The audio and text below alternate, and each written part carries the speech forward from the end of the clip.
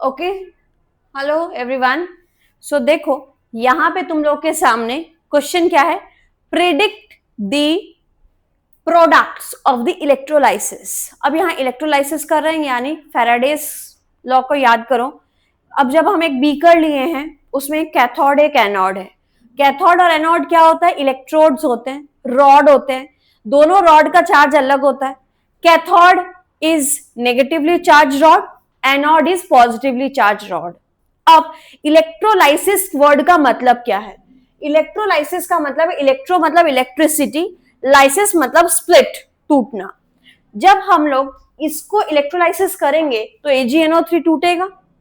AgNO3 किस में टूटेगा? Ag plus NO3 minus. जब आयंस में टूटते हैं लोग, पॉजिटिव और नेगेटिव, तो वो आयंस जो बिखरे हुए रहते हैं, वो लोग क्या करते हैं, अपने आप को डिस्चार्ज होना चाहते हैं। फॉर एग्जाम्पल यहां दिखाती हूं। अगर कोई एक सॉल्ट है NaCl, NaCl कैसे टूटता है बेटा? Na plus Cl minus, correct. अब जो पॉजिटिव वाला आयन है वो अपने आप को कौन सा रॉड में जाके अपने आप को न्यूट्रलाइज करता है, डिस्चार्ज करता है? नेगेटिव रॉड में। नेगेटिव रॉड यानी कैथोड में जाकर डिस्चार्ज करता है। और यहाँ जो नेगेटिव आयन है, कौन है यहाँ पे? क्लोराइड।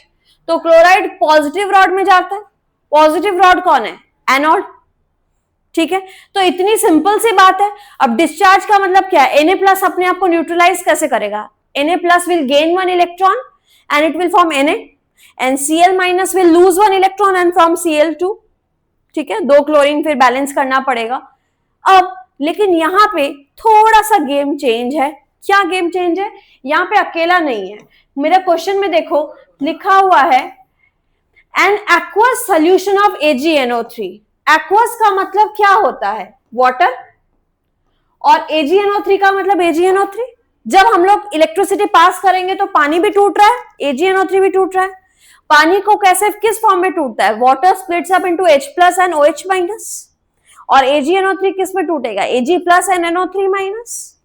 अब यानी तुम्हारे पास चॉइस है। तो फर्स्ट क्वेश्चन में मैंने जो दिया है एक्वस AgNO3, और रॉड कौन सा दिया है मैंने? प्लैटिनम रॉड दिया है।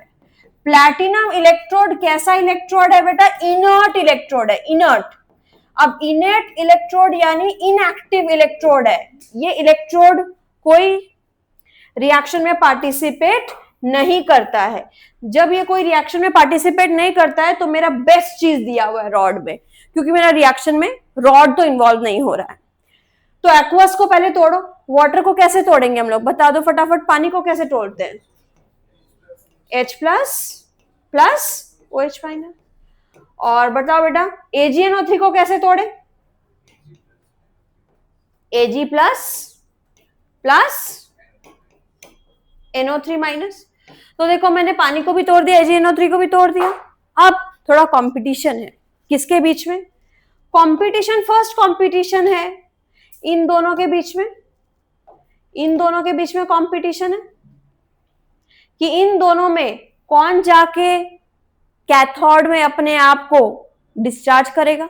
क्योंकि ये बोलेगा मैं न्यूट्रलाइज होऊंगा, Ag प्लस बोलता है मैं न्यूट्रलाइज होऊंगा। यानी दोनों में, दोनों भागता है कैथोड में। दोनों कैथोड में क्यों भागेगा? Ag प्लस Ag होने के लिए भागता है और H प्लस H2 होने के लिए भागता है, दोनों न्यूट्रलाइज होने के लिए। लेकिन जीतेगा तो एक ही, दोनों एक साथ डिस्चार्ज नहीं हो पाएंगे। तो जीतेगा वही जिसका डिस्चार्ज होने का पावर ज्यादा है, डिस्चार्ज होने का पोटेंशियल ज्यादा है। यानी इलेक्ट्रॉन गेन करने का पावर जिसमें ज्यादा है वो जल्दी डिस्चार्ज होगा। ठीक है, और इन दोनों में ये लोग दोनों कंपटीशन ले रहे हैं, OH माइनस और नाइट्राइट। अब इसमें वही एनोड में जाके डिस्चार्ज होगा जिसका पावर, जिसका डिस्चार्ज पोटेंशियल ज्यादा है, जो जल्दी इलेक्ट्रॉन लॉस करेगा। तो देखो इसका ऑर्डर मैंने यहां लिख दिया है। अब बताओ यहां OH माइनस और नाइट्राइट में खोजो तो OH माइनस और नाइट्रेट में ज्यादा डिस्चार्ज पोटेंशियल किसका है? येलो करके बताती हूँ। OH माइनस और नाइट्रेट में ज्यादा जल्दी डिस्चार्ज कौन होगा? OH minus.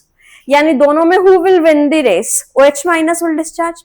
और यहाँ पे देखो H प्लस और Ag प्लस में कौन डिस्चार्ज होगा? Ag plus will win the race.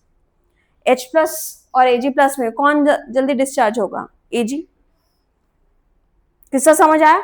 तो हम लोग पहले एनोड और कैथोड का रिएक्शंस करेंगे. At anode, at cathode. Right down. At cathode, at cathode, at cathode, at cathode. Ag plus will get discharge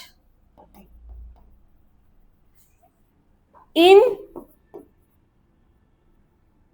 preference to, किसके preference में?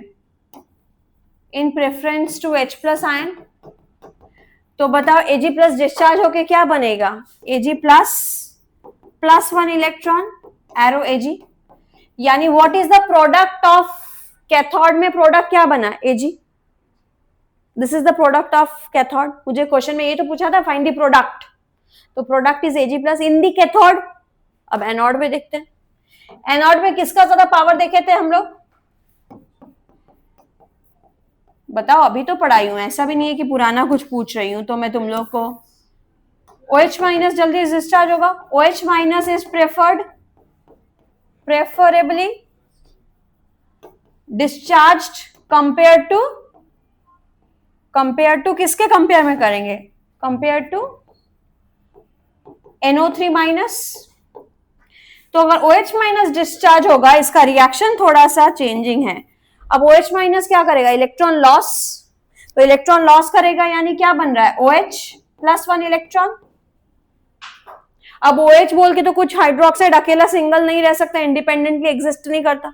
यानी OH किसके फॉर्म में चला जाएगा? वाटर और O2 में. अब देखो नेक्स्ट रिएक्शन देखो. OH और 1 इलेक्ट्रॉन लॉस किया तो OH की कोरेट से वाटर और ऑक्सीजन में स्प्लिट हो गया, क्योंकि OH कैनॉट एग्जिस्ट इंडिपेंडेंटली. अब यहां पे बैलेंसिंग देखो, कितने ऑक्सीजन है? 3, और यहां 1, तो बहुत ही गड़बड़ा है. तो एक काम करते हैं, पहले इसको इवन बनाते हैं. कितना हो गया? 4, 4 OH माइनस. अब इधर 4 OH माइनस आ गए, यानी 4 OH माइनस को अगर मैं लूंगी तब जाके ये 2H2 और O2 आ रहा है. यानी यहाँ पे प्रोडक्ट में कौन सा गैस इवॉल्व हुआ? O2 is the product at anode. तो एनोड में क्या बना? O2 gas. कैथोड में क्या बना? Ag. तो write down the products of cathode and anode. At cathode Ag is produced and at anode, तुम बताइए, इधर 4 OH नहीं भी करोगे तो भी चलेगा, लेकिन यहां बैलेंसिंग के लिए लिख देना. हाँ, आप लोग ये सीरीज लिख लो ताकि अचानक से आपको ये ना लगे कि वो सीरीज एक बार हो जाता तो अच्छा रहता. कॉपी में एक बार लिख लो ये सीरीज, स्पेशली एनायंस का. कैटायंस तो आपको फिर भी इलेक्ट्रोकेमिकल सीरीज में आप कैटायंस को आप रिएक्टिविटी ऑर्डर जानते हो, क्लास 10 से पढ़े हो. एनायन वाला तो एकदम न्यू है. अब इसी तरह से अगर मैं सेकंड वाला पूछूंगी तो मुझे बताना कौन जल्दी प्रेफर करेगा. हाँ, ये तो याद ही रहना पड़ेगा, ये तो छोटा सा है. देखो, फ्लोराइड सबसे ज्यादा है. फ्लोराइड, सल्फेट, नाइट्रेट, फिर क्लोराइड, ब्रोमाइड, आयोडाइड, हाइड्रोक्साइड. देखो, फ्लोरीन, क्लोरीन, ब्रोमीन, आयोडीन तो सबको याद रहता है. 3 अलग कौन है? सल्फेट, नाइट्रेट और हाइड्रोक्साइड, जिसमें हाइड्रोक्साइड सबसे ज्यादा है. Fluoride, sulphate, nitrate. अब नेक्स्ट नंबर 2 क्वेश्चन देखते हैं. और ऊपर करूं क्वेश्चन? अच्छा, दूसरा number question. An aqueous solution of CuCl2 with platinum rod. तो बताओ रॉड कैसा है? इनर्ट की एक्टिव? रॉड कैसा है? इनर्ट है कि एक्टिव है? इनर्ट है. सब एक एक करके बताओगे तुम लोग. सेकंड नंबर कर रहे हैं. 1 नंबर डन. 2 नंबर. एक्वस मतलब क्या क्या है? H2O. H2O मतलब क्या क्या रिलीज हो रहा है? H प्लस और OH माइनस. अच्छा, इसमें कौन है? रॉड तो एक्टिव है, तो रॉड से मुझे कुछ मतलब नहीं, मैं काट देती हूँ. मैं सबसे ज्यादा खुश हो गई रॉड को इनएक्टिव देख के, क्योंकि वो पार्टिसिपेट नहीं कर रहा है. अगर रॉड एक्टिव है तो रॉड ही जाके डिस्चार्ज हो जाता है. इधर बेटा अब CuCl2 को ब्रेक करके बताओ किस में टूटेगा, Cu2 प्लस 2Cl माइनस। अब बताओ ये खुद से लिखो, कैटाइन में कौन कौन है जो कंपटीशन लड़ रहे हैं, H प्लस और Cu2 प्लस, H प्लस और Cu2 प्लस। कौन जाके डिस्चार्ज होगा, तुम लोग को सीरीज लिखाया है H प्लस और Cu2 प्लस में, Cu2 plus will be discharge कहां पे, कैथोड में। H प्लस के प्रेफरेंस में क्या है, Cu2 plus is more preferred, तो इसका आंसर क्या लिखोगे, Cu2 प्लस अपने आप को डिस्चार्ज करके बताओ किस में जाएगा, Cu2 प्लस कितना इलेक्ट्रॉन गेन करेगा अपने आप को न्यूट्रलाइज करने के लिए, Cu2 plus plus 2 electron arrow Cu, यानी कैथोड में तुमको क्या मिलेगा, कॉपर Cu। और एनोड में बताओ कौन कौन है, OH माइनस और क्लोराइड, बताओ OH माइनस या क्लोराइड में OH minus will be discharge, यानी अभी जो किए थे same reaction, OH minus arrow OH plus एक इलेक्ट्रॉन लॉस करेगा, अब OH जाके पानी और ऑक्सीजन में टूट जाता है तो oxygen will be produced at anode. तो ये दोनों का करते हैं हम लोग पहले नंबर टू में रॉड के बारे में लिख देते हैं पहले नंबर 2, इलेक्ट्रोड इज इनएक्टिव है, एक्टिव नहीं है। अच्छा CuCl2 को तोड़ देते हैं, Cu2 प्लस और 2Cl माइनस, और वाटर को तोड़ के स्प्लिट करके लिखो H प्लस और OH माइनस। इन दोनों में कौन प्रिफर्ड रहेगा, इन दोनों में कौन प्रिफर्ड है, Cu2 plus preferred to be discharge, और इन दोनों में कौन प्रिफर करेंगे, OH माइनस इज डिस्चार्ज्ड। अब दोनों का संग संग रिएक्शन, Cu2 प्लस का क्या रिएक्शन होगा, Cu2 प्लस कहां जाएगा, eight cathode at anode mention करना पड़ेगा, कैथोड में जाएगा पॉजिटिव वाला लोग, यानी Cu2 plus plus 2 electron arrow Cu, ये बन गया मेरा कैथोड में, कैथोड का प्रोडक्ट। एनोड में कौन डिस्चार्ज हुआ, एट एनोड बता दो बेटा, एनोड का OH minus arrow OH plus 1 electron, but OH तो अकेला इंडिपेंडेंटली एग्जिस्ट नहीं करता, हाँ तो इसको OH एरो पानी में स्प्लिट हो जाएगा, पानी और ऑक्सीजन में बैलेंस करने के लिए 2 और इधर 4, ठीक है। तो इसमें एनोड का प्रोडक्ट क्या है, एनोड का प्रोडक्ट ऑक्सीजन गैस, कैथोड का प्रोडक्ट कॉपर। आ गया सेकंड का आंसर। थर्ड वाला पूरा पूरी खुद करोगे, डू थर्ड वाला and I will ask the question. Third वाला पूरा पूरी खुद करो। तुम लोग ये लिखोगे copper 2 plus is preferred. Now let's check the third one. Third one is, let's check the third one. Third one question is a dilute solution of aqueous solution of H2SO4. Aqueous माने H2O और H2SO4 मतलब H2SO4। Now यहाँ मैं short करके बताती हूँ। शुभम इधर देखो, यहाँ पे क्या करना है, जो कंपाउंड है हमारे पास यहाँ पे डाइल्यूट एक्वस, यानी एक्वस मतलब पानी है मेरे पास H2O, solution of H2SO4 यानी we have H2SO4, we have platinum electrode. Now first see whether the electrode is active or inactive. Platinum electrode is inactive, then I will remove कि platinum electrode मेरा कोई reaction में participate नहीं करेगा, it is inactive. Now come to the point, I have water and H2SO4. अब electrolysis का मतलब ये इलेक्ट्रिसिटी पास करने से टूटेगा। अब बताओ पानी किस फॉर्म में टूटेगा, H2O, H प्लस और OH माइनस, और H2SO4 किस फॉर्म में टूटेगा, 2H plus plus SO4 2 minus. Now ये लोग जब टूट के बीकर में बिखरे हुए रहेंगे सॉल्यूशन में, तब दो रॉड है मेरे पास, कैथोड और एनोड।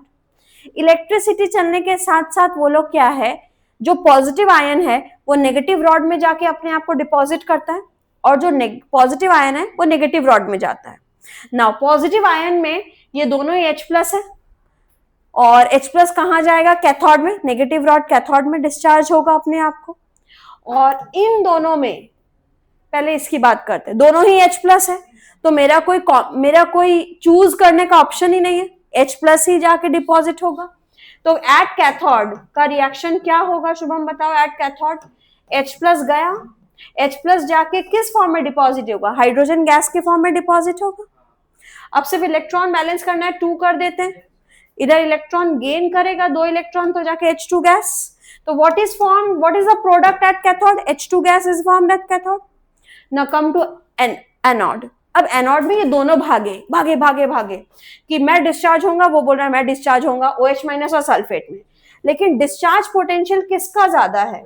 सल्फेट और OH का काफी ज्यादा डिस्चार्ज पोटेंशियल है, यानी कौन जीता? OH minus. तो हम लोग जो किए एट एनोड कौन जीता? प्रेफर्ड, जैसे मैंने लिखाया कि OH minus is preferably more discharge potential than sulphate. तो OH माइनस जाके इलेक्ट्रॉन लॉस किया और क्या बना? OH बन गया। अब OH अकेला इंडिपेंडेंट एग्जिस्ट नहीं करता है, तो OH जाके फाइनली क्या प्रोडक्ट बनाया? वाटर और ऑक्सीजन गैस। तो oxygen gas is formed at anode. अब यहां पे थोड़ा बैलेंसिंग करना पड़ेगा, 3 और 1 2 4 4 OH माइनस। तो what is formed at anode? यह आंसर लिखेंगे एट एनोड क्या बना? Oxygen gas. What is formed at anode? Oxygen gas. What is formed as cathode? Hydrogen gas. वो तो 2H प्लस लोगे तो भी आंसर H2 गैस ही आएगा, एक लोगे तो हाइड्रोजन गैस बन रहा है। प्रेफर तो एक ही है, तो कुछ बोलना ही नहीं है। अब देखो यहाँ पे मैंने बहुत सारे क्वेश्चंस करवाए थे जिसमें दे कॉम्बिनेशन थे हाइड्रोजन और Ag प्लस में, तो कौन ज्यादा प्रेफर्ड होगा? हाइड्रोजन या Ag प्लस? Ag plus. तो Ag प्लस जाके डिपॉजिट होगा, Ag प्लस अपने आप को न्यूट्रलाइज करके क्या बनेगा? Ag। कॉपर और हाइड्रोजन का भी था कॉम्बिनेशन, तो कौन जाके डिपॉजिट होगा? कॉपर। तो मैंने 3 करवा दिए थे वैसे, अब चौथा करते हैं। समझ आ गया तीसरा वाला पूरा? कोई प्रॉब्लम नहीं। Now do number 4, do number last one, 4th। लेकिन 4th वाला थोड़ा सा अलग है क्योंकि रॉड देखो कैसा है, एक्टिव जाएगा। AgNO3 था, पहले जाके AgNO3 Ag प्लस में कन्वर्ट हो गया और नाइट्रेट क्या हुआ? डिसॉल्व हो गया सोल्यूशन में। तो the final answer is Ag plus at anode. और 2 देती हूं, ऐसा लिख लो फटाफट ये 4।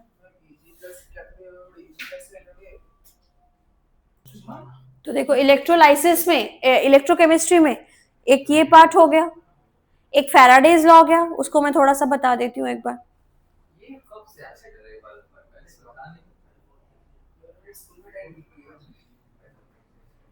टेन में था ये, ICSE बोर्ड में, NCERT में, तो NCERT में एक्सरसाइज क्वेश्चन में है इसलिए मैंने दिया है। हाँ, अगर NCERT में है तो हम कुछ भी छोड़ नहीं सकते। नाउ नेक्स्ट इज, याद दिला देती हूँ फैराडेज लॉ, चूंकि इलेक्ट्रोलाइसिस कर ही रहे हैं तो फैराडेज लॉ। फैराडे के कितने लॉ हैं? फैराडेज के 2 लॉ हैं, law 1 first law, second law.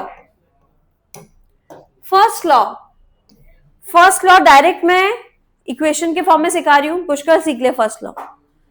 Wait deposited, जैसे कैथोड और एनोड में भी कौन डिपॉजिट हो रहा था? कोई ना कोई जाकर डिपॉजिट हो रहा था, तो कितना डिपॉजिट होगा ये फैराडेज लॉ बताता है। कितना डिपॉजिट होगा कैथोड और एनोड में? वेट कितना डिपॉजिट होगा? It totally depends upon the charge passed. तो वेट डिपॉजिटेड एट कैथोड और anode depends upon the charge we are passing, कितना इलेक्ट्रिसिटी दे रहे हैं। नाउ अगर इसको हटाऊं तो इक्वल्स टू आएगा, तो एक कांस्टेंट आएगा Z और Q का मतलब चार्ज इन कूलम। अब Q को हम लोग याद करो फिजिक्स में क्या पढ़े, I is equals to Q by T, तो Q is equals to IT। तो इसकी जगह हम लोग लिख सकते हैं Q की जगह I into T, current into time लिख सकते हैं। अब what is Z? Z is electrochemical equivalence. अब इलेक्ट्रोकेमिकल इक्विवेलेंस क्या होता है बेटा, इधर देख, इलेक्ट्रोकेमिकल इक्विवेलेंस का मतलब होता है equivalent mass divided by n factor, equivalent mass divided by n factor, into I into T तो था ही, तो z की जगह हमने क्या पुट किया, E by n, sorry E by f होगा, ओहो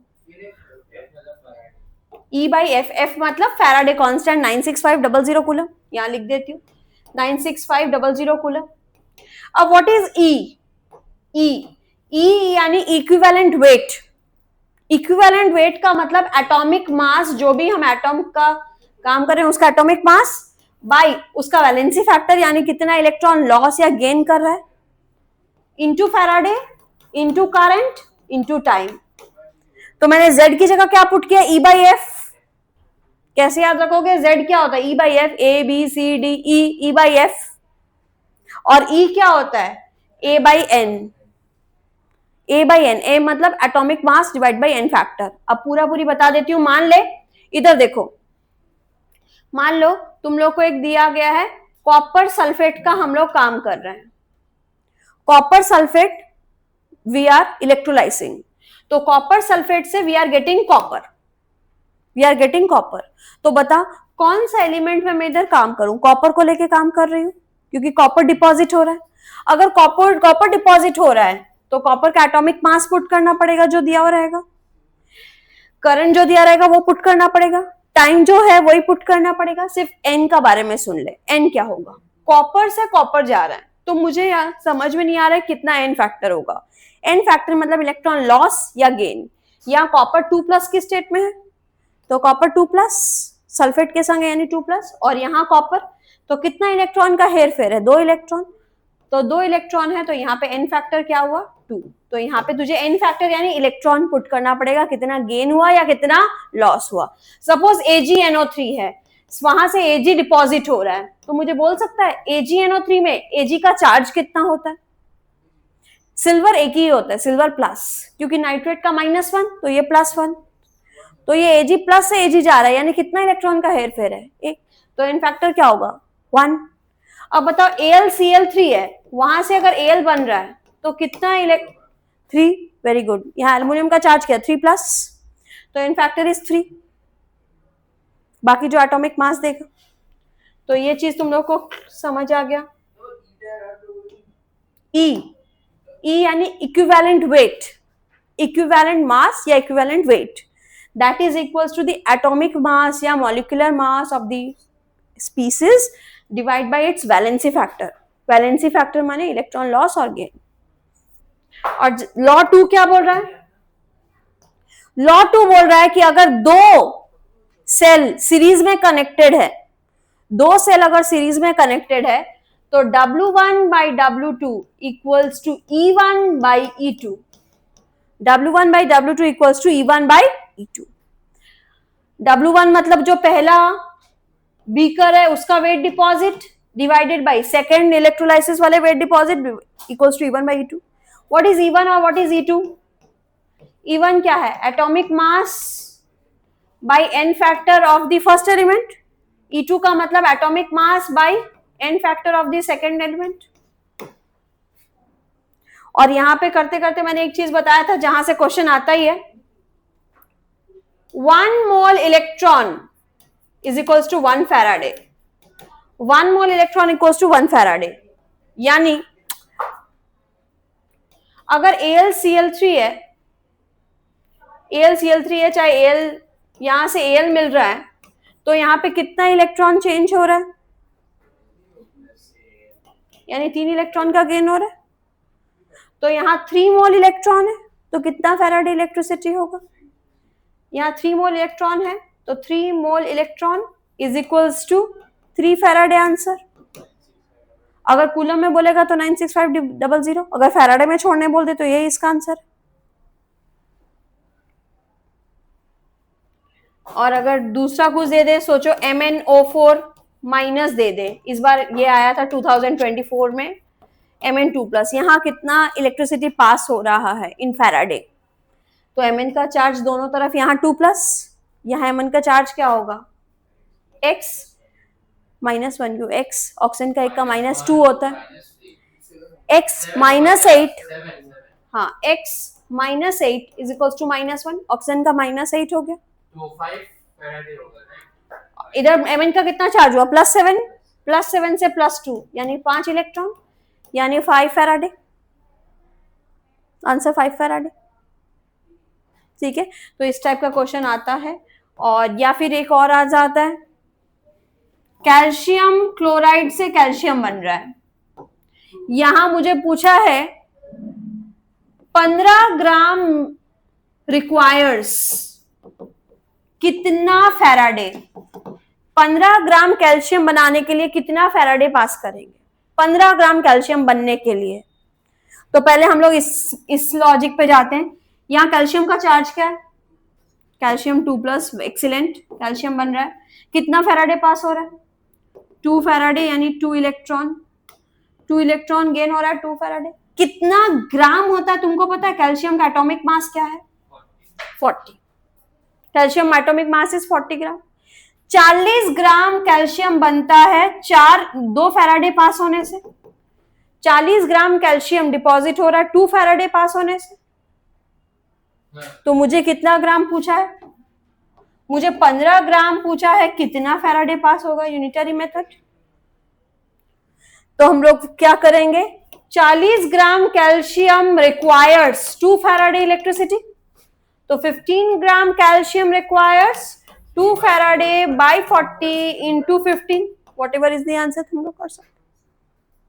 क्लियर क्लियर क्लियर। तो फैराडे का सारा कुछ मैंने क्लियर कर दिया। लास्ट में आपको एटमॉस्फेरिक ऑक्सीडेशन वो वाला पूरा पढ़ना है। फ्यूल सेल पढ़ के जाना, फ्यूल सेल से क्वेश्चन आएगा, फ्यूल सेल का रिएक्शन आएगा। What is fuel cell, fuel cell का कैथोड और एनोडिक रिएक्शन आएगा, आया था। फ्यूल सेल आएगा, या तो सेकेंडरी बैटरी या प्राइमरी बैटरी। और इसके बाद तुम लोगों का जो और एक आएगा,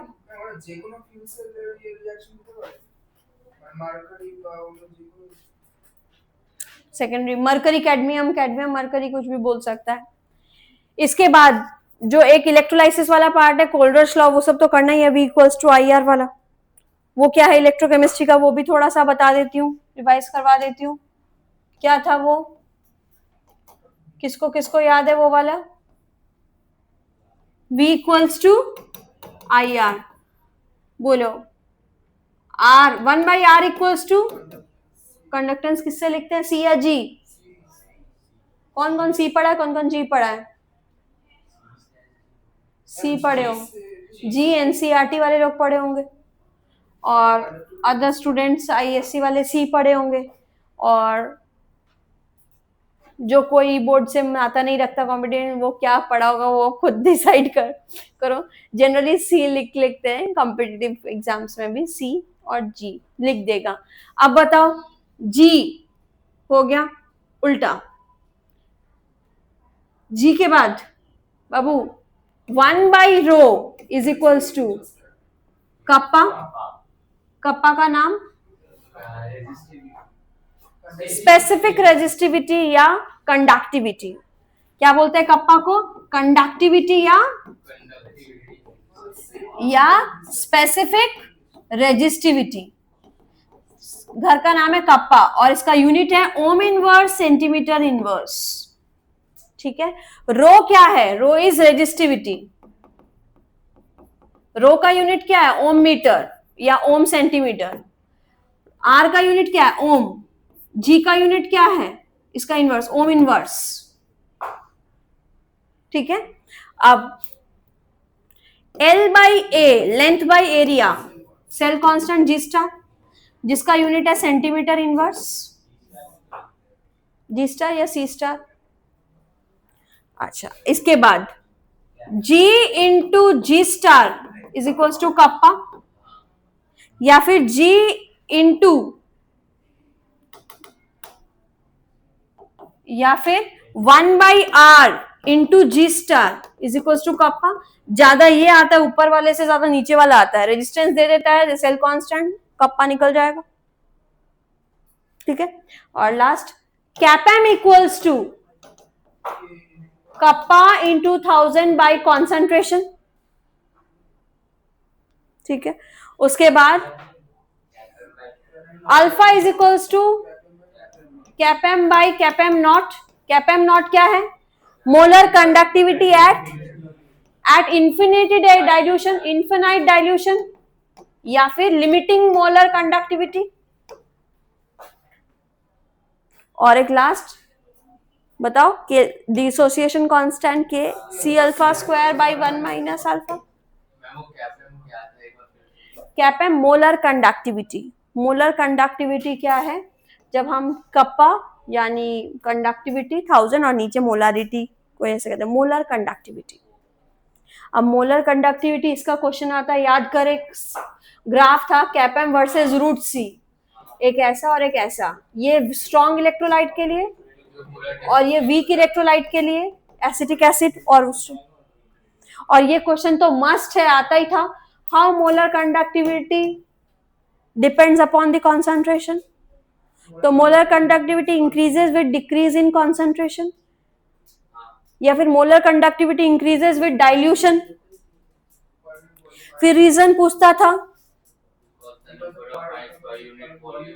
number of ions per unit volume per unit area decreases on dilution, ठीक है।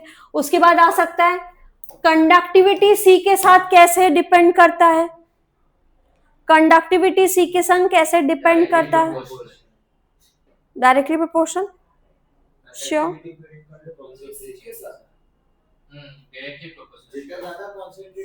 Conductivity increases with increase in concentration. तो ये दोनों मैंने लाइन लिखवा दिया था कॉपी में, तुम लोग थोड़ा सा दोनों ही देख लेना, क्योंकि यहां दोनों से ही असर्शन रीजन और ये ज्यादा आता है। क्लियर? उसके बाद यहाँ पे कोलरश लॉ एक था, याद है? कोलरश लॉ। कोलरश लॉ किसके लिए था? जब बहुत ज्यादा डाइल्यूट हो जाता था तो सारे आयंस इंडिपेंडेंटली माइग्रेट करते थे, सारे आयंस अपने आप घूमते थे। तो मान लो स्ट्रॉन्ग इलेक्ट्रोलाइट है AlCl3, तो इसका मोलर कंडक्टिविटी कैसे निकलता था? एल्यूमिनियम का जितना कंडक्टिविटी आया और जितना क्लोराइड का कंडक्टिविटी आया, तीनों को ऐड कर देंगे तो आंसर आ जाएगा। तो Kohlrausch law says that at infinite dilution molar conductivity of any species is sum of the individual ions participating, because all are independent when they are diluted। सब तो टूट चुके हैं ना, तो डाइल्यूटेड में सब अलग अलग प्लस करना पड़ेगा। yes, but while doing weak electrolyte you cannot get the value of Kapam naught because they are not completely ionized। weak electrolyte में तो partial dissociation होता है। तो वीक इलेक्ट्रोलाइट का कैसे निकालते थे? Like acetic acid, by taking help of strong electrolyte.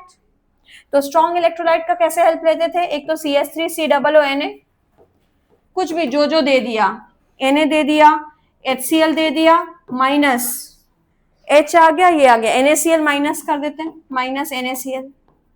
तो देखो एसिटिक एसिड का निकल गया, जो वैल्यू उसको प्लस माइनस करके आता था। This is Kohlrausch law. तो ये पूरा कंडक्टेंस पार्ट कोलरश लॉ तक खत्म होता है, समझ आया? आता ही है। और एक वो पहाड़ वाला पार्ट डेनियल सेल वाला, वो भी बहुत अच्छा है, रिडॉक्स। देख बेटा, ये एसिटिक एसिड का तो तुमको वैल्यू कभी जिंदगी में नहीं मिलेगा क्योंकि वीक इलेक्ट्रोलाइट है, तो मुझे सारा स्ट्रॉन्ग इलेक्ट्रोलाइट यूज करना पड़ेगा। अब इसमें देख, इसमें क्या क्या आयंस मिलेंगे? एसीटेट और सोडियम,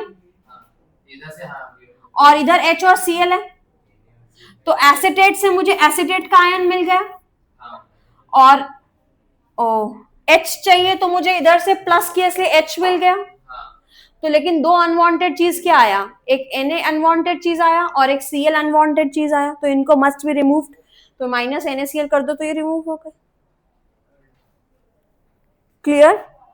तो और वो डेनियल सेल वाला पार्ट कर पाओगे ना, रिडॉक्स रिएक्शन। नर्स्ट इक्वेशन याद करो, किसको बोलते हैं? पहले E नॉट सेल बताओ कैसे निकालते हैं? E not cathode minus E not anode, हाँ, और E cell equals to E not cell minus 0.059 log पूरा फुल सेल लिखना, फिर ही काम करना, एरर लेस होगा।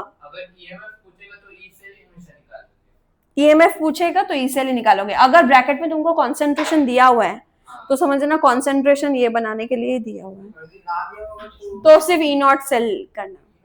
कॉन्सेंट्रेशन माने ही लॉग कॉन्सेंट्रेशन। इधर सुन लो, लॉग क्या भाई, क्या प्रोडक्ट से जे कॉट आयंस থাকবে डिवाइड बाय रिएक्टेंट से जे कॉट आयंस থাকবে। अगर गैस में भी कोई है तो गैस वाला प्रेशर भी मेंशन करना पड़ेगा। ये वाला मैं करवा, अगर कोई 0.5 बार दे दिया तो प्रोडक्ट्स का कोई भी आयन, प्रोडक्ट्स का कोई भी आयन टू दी पावर भूलना मत, डिवाइडेड बाय रिएक्टेंट्स का जो भी आयंस उनका concentration to the power y, भूलना नहीं। ये वाला नर्स्ट इक्वेशन बड़ा ही भूल करने वाला जगह है और मस्ट आने वाला जगह है। और एक जगह से आता है delta G not equals to minus n F E not cell, और एक कौन सा फॉर्मूला, delta G not equals to बटा माइनस 2.303 आर टी लॉग के। दोनों को रिलेट भी कर सकते हैं हम लोग, ई नॉट से और लॉग के से आंसर आ। और work done is opposite of,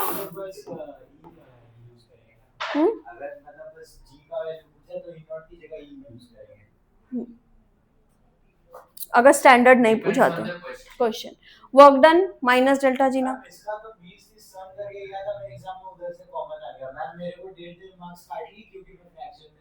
fraction में नहीं, पूरा पॉइंट पे बनाना पड़ेगा। तो ये पूरा इलेक्ट्रोकेमिस्ट्री हो जाएगा। अगर पूछे find the work done in the process तो डेल्टा जी आंसर जो आएगा उसका ठीक रिवर्स मैग्नीट्यूड का रहता है, same value reverse opposite sign, क्योंकि वर्क डन उतना ही होता है जितना फ्री एनर्जी चेंज हो रहा है, एनर्जी जितना चेंज हो रहा है उतना ही वर्क डन होगा, वैल्यू जो है उसका ऑपोजिट होगा। ठीक है, ये वाला यहां तक तुम लोग को पूरा करना।